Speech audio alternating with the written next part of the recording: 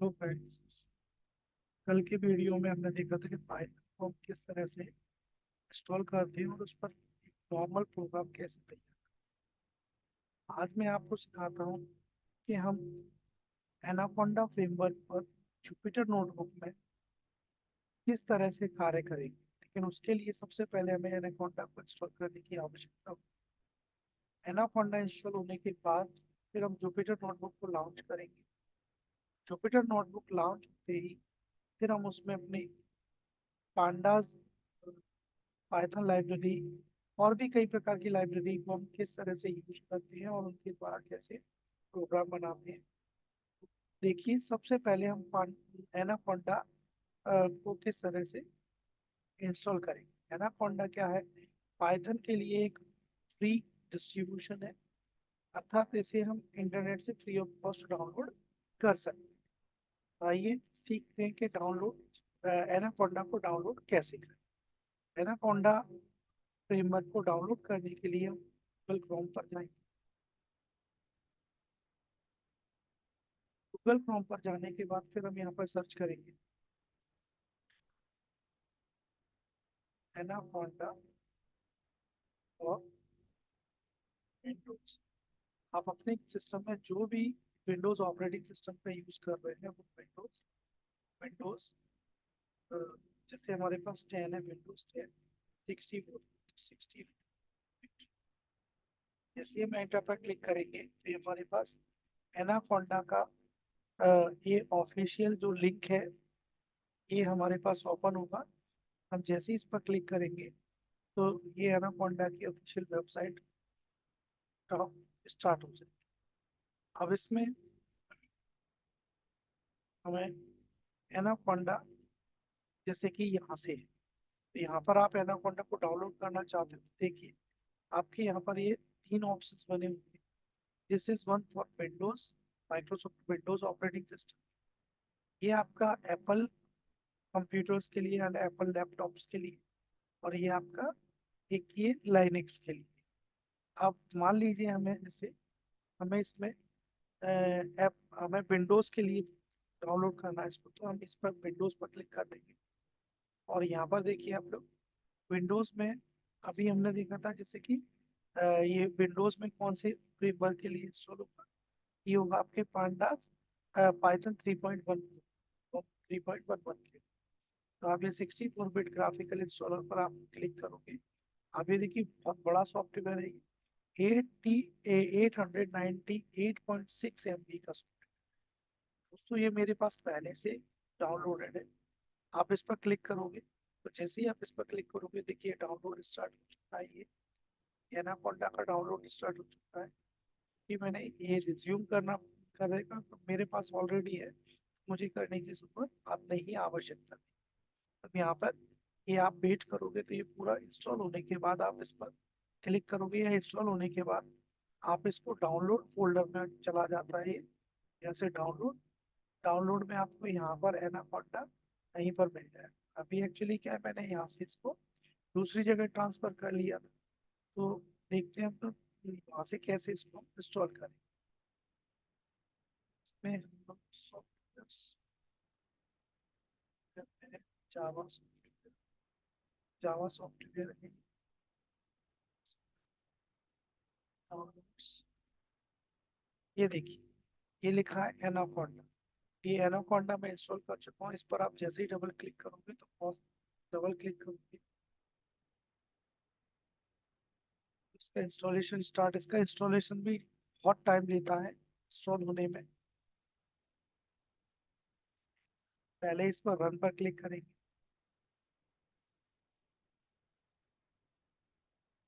उसके बाद ये इंस्टॉलेशन चल रहा है विंडोज। अब इस तरह का कुछ आपको इंटरफेस दिखाई देगा। आप यहाँ से नेक्स्ट नेक्स्ट नेक्स्ट और जो भी प्रोसेस उसको फॉलो करते जाइए। अंत में ये लास्ट में इंस्टॉल होगा, लेकिन ये इंस्टॉल होने में थोड़ा सा टाइम लेगा। तो बी पेशेंस पेशेंस रखें और इंस्टॉल होने दें। जब ये पूरी तरीके से इंस्टॉल हो जाएगा तो आप देखोगे इसमें कि हमें यहाँ पर हम स्टार्ट और स्टार्ट ऑल प्रोग्राम्स पर हमें ये ए वाली सीरीज में, यानी कि देखिए ये लिखा है एनाकोंडा 364 बिट। तो यहाँ पर हम लोगों को ये दिखाई देगा एनाकोंडा नेविगेटर है। तो इस एनाकोंडा नेविगेटर पर आप क्लिक करोगे। जैसे ही आप एनाकोंडा नेविगेटर पर क्लिक करोगे तो ये भी इनिशियलाइज हो रहा है, और after complete initialization it will get start. थोड़ा सा वेट लेता है कि बहुत बड़ा सॉफ्टवेयर है, इसलिए थोड़ा सा टाइम लेता है स्टार्ट। ये देखिए, ये एनाकोंडा इनिशियलाइज हो रहा है, यहाँ पर आप देख सकते हो स्क्रीन पर। स्टार्ट इनिशियलाइजेशन के बाद ये एक्चुअली आपका ये आपके ब्राउजर बेस्ड सॉफ्टवेयर तो ब्राउजर में ओपन, ठीक है। ये स्टार्ट हो रहा है।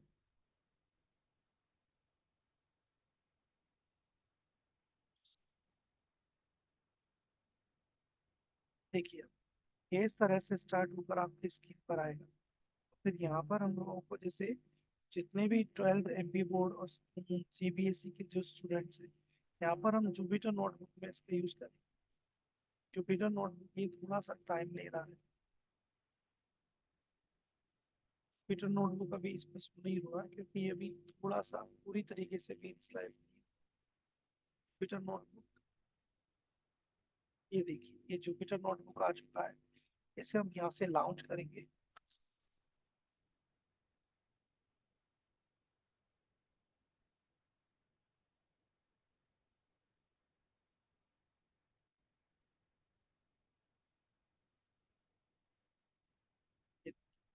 यहाँ से हम इसको लॉन्च पर क्लिक करेंगे, फिर जुपिटर नोटबुक लॉन्च हो जाएगा। थोड़ा सा समय लेगा लॉन्च होने में, साथ में आपके ब्राउजर पर ओपन होगा।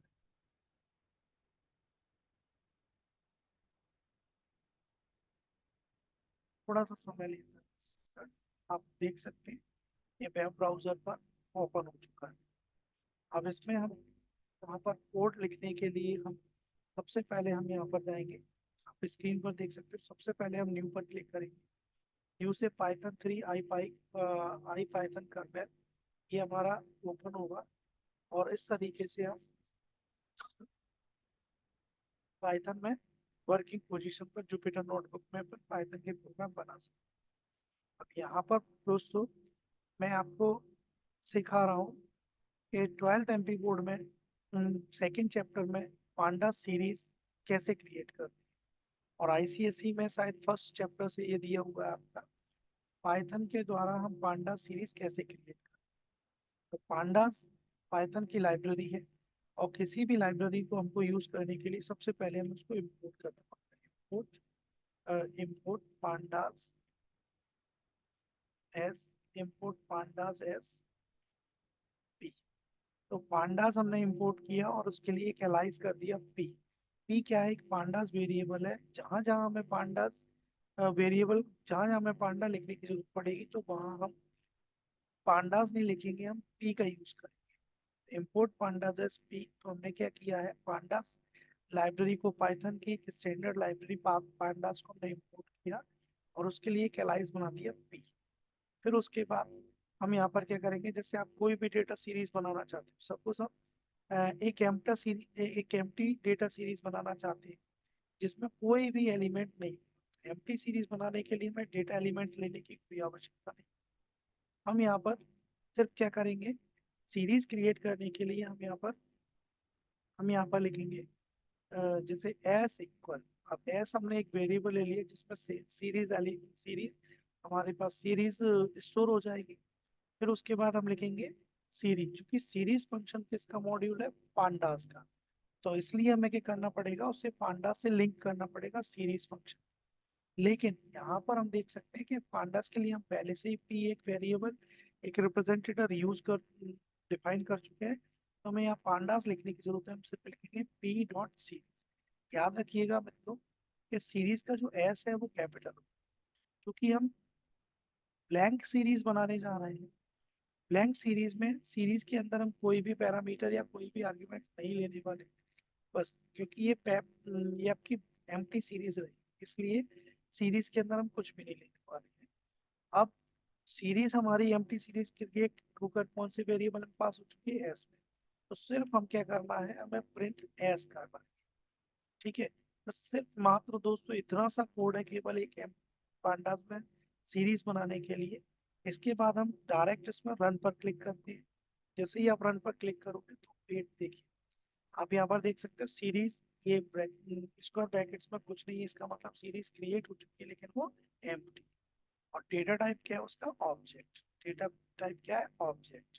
ठीक है। अब आपको जैसे मान लीजिए हमें सीरीज में एलिमेंट्स चाहिए, तो हम क्या करेंगे, यहाँ पर डेटा एलिमेंट्स ले लेंगे। जैसे हमने डेटा एलिमेंट्स के लिए एक वेरिएबल लिया डी इक्वल्स टू, और ये हम बना रहे हैं लिस्ट के द्वारा। तो लिस्ट की पहचान होती है कि लिस्ट हमें, लिस्ट के जितने भी एलिमेंट्स होते हैं वो सब स्क्वायर ब्रैकेट के अंदर आते हैं।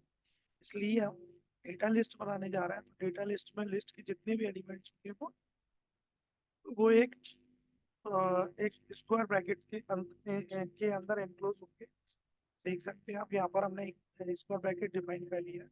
तो यहाँ पर नॉर्मल से कोई भी एलिमेंट ले सकते हैं, जैसे कि 10, 20, 30, 40, 50। ठीक है। यहाँ पर हमने 5 एलिमेंट्स ले लिए, 10, 20, 30, 40, 50। तो हम ये सीरीज जो बना रहे हैं वो लिस्ट के द्वारा है, तो डेटा लिस्ट हमने ले ली है। बस हमें क्या करना पड़ेगा, सीरीज में इस डेटा लिस्ट को हम क्या करेंगे, एज अ आर्ग्यूमेंट या एज अ पैरामीटर पास कर देंगे। जैसा कि आपने देखा जाता है s equals to p dot series, bracket में डी लिख दिया। डी मतलब कि डी के अंदर जितनी भी वैल्यूज है वो हमारी सीरीज में इंक्लूड हो जाएगी। इसके बाद जैसे ही हम रन पर क्लिक करेंगे तो आप एक सीरीज देखिएगा, top to bottom series display होगी, जिसमें एलिमेंट्स होंगे हमारे 10, 20, 30, 40, 50। लेकिन चूंकि अभी हमने इसमें इंडेक्स नहीं लिया है, तो ये डिफॉल्ट इंडेक्स ऑटोमेटिक क्रिएट कर देगा। और वो इंडेक्स होगा आपका 0 से 4 तक। 0 इंडेक्स होगा 10 के लिए, और 1 इंडेक्स होगा 20 के लिए, 2 इंडेक्स होगा 30 के लिए, 3 इंडेक्स होगा 40 के लिए, और 4 इंडेक्स होगा 50 के लिए। देखते हैं, रन पर क्लिक करेंगे, ये देखिए, आप देख सकते हो कि हमारी ये सीरीज डिस्प्ले हो चुकी है 10, 20, 30, 40, 50। और इसके सामने उनकी इंडेक्स वैल्यू आ चुकी है, कि पहला एलिमेंट हमेशा बाय डिफॉल्ट कितने पर होता है, 0 पर। 0 से ये सीरीज आपकी आगे प्रोपिगेट्स होती है। तो आप देख सकते हैं यहाँ पर कि पहला इंडेक्स 10, पहली इंडेक्स वैल्यू अपने पास 0 है, और वो किसकी है, पहले एलिमेंट 10। दूसरे नंबर पर कौन सा एलिमेंट है हमारा, 20। 20 का इंडेक्स कितना, 1। ठीक है। अब आपको आशा है ये प्रोग्राम समझ में आया होगा। अभी हमने बनाया है कौन सा program, creating series by using data list. Data list बनाने के लिए इसमें अभी देख सकते हैं आपके पास कि हमने यहाँ पर इंडेक्स नहीं दिया था, लेकिन इसका डिफॉल्ट इंडेक्स आता। तो हम क्या इसमें इंडेक्स भी डिफाइन कर सकते हैं, बिल्कुल इंडेक्स डिफाइन कर सकते हैं। इंडेक्स डिफाइन करने के लिए हम क्या करेंगे, पहले हम डेटा, इसमें दो पैरामीटर्स का यूज करेंगे। तो एक में हमारा डेटा लिस्ट, यानी कि हमारी डेटा लिस्ट सेम रहेगी, बस हम उसमें क्या क्या यूज करेंगे, इंडेक्स इक्वल यूज करेंगे। इंडेक्स भी इसमें एक्चुअली क्या है, लिस्ट की तरह ही दिया जाता है, इसलिए इंडेक्स को भी हम क्या करेंगे, इन्वर्ट सॉरी स्क्वायर ब्रैकेट के अंदर एनक्लोज करेंगे। और सीरीज चूंकि फंक्शन था, इसलिए सीरीज के बाद जो ब्रैकेट्स आएगा उसके अंदर, और सीरीज फंक्शन के ब्रैकेट्स के अंदर जो भी कुछ हम लिखेंगे वो सभी पैरामीटर्स होंगे।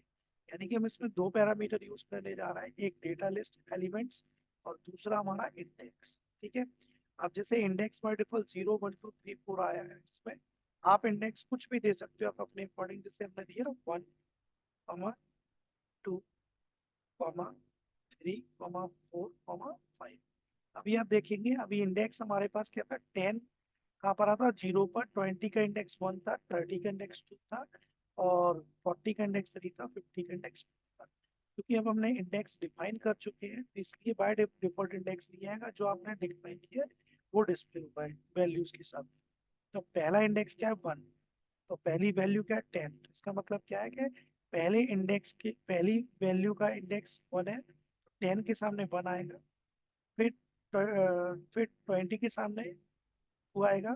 फिर ऐसे ही 33, 44 और 50। देखते हैं, जैसे ही हम रन पर क्लिक करेंगे देख सकते हो आप यहाँ पर, और ये नीचे सीरीज के नीचे जो लिखा है डेटा टाइप इंट 64। क्या है, आपका इंटीजर का साइज होता है 64। और ये इंट इंट क्या है, इंट आप देख सकते हो जो आपने डेटा एलिमेंट्स लिए हैं सीरीज में, वो सभी के सभी कैसे नॉन डेसिमल वैल्यूज है, बिना बिना दशमलव की संख्या। बिना दशमलव की संख्या पूर्णांक कहलाती है।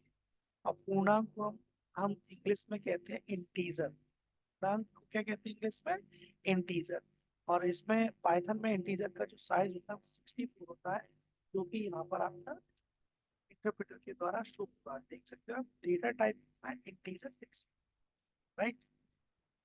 अगर मान लीजिए हमने एक भी किसी भी एलिमेंट में मान लीजिए हमने पॉइंट लग गया धोखे से, तो पूरी लिस्ट जो होगी हमारे पास, जो पूरी जो सीरीज होगी, वो सब कैसी हो जाएगी? फ्लोटिंग पॉइंट हो जाएगी। और इसका जो डेटा टाइप हो जाएगा फ्लोट 60। देखते हैं, जैसे मैंने यहाँ पर 10 में पॉइंट लगा दिया है, तो आप देखोगे कि सभी एलिमेंट्स 10.0, 20.0, 30.0, ये सभी एलिमेंट्स किसमें बदल जाएंगे? फ्लोट में बदल जाएगी। क्यों? क्योंकि एक सीरीज की एक अपनी नेचर होती है कि सीरीज हमेशा क्या होती है? एक सिमिलर एलिमेंट्स को, यानी कि होमोजीनियस डेटा एलिमेंट्स को स्टोर करती है। मतलब यदि सभी एलिमेंट्स एक सभी एलिमेंट इंटीजर है तो सभी एलिमेंट इंटीजर ही होंगे।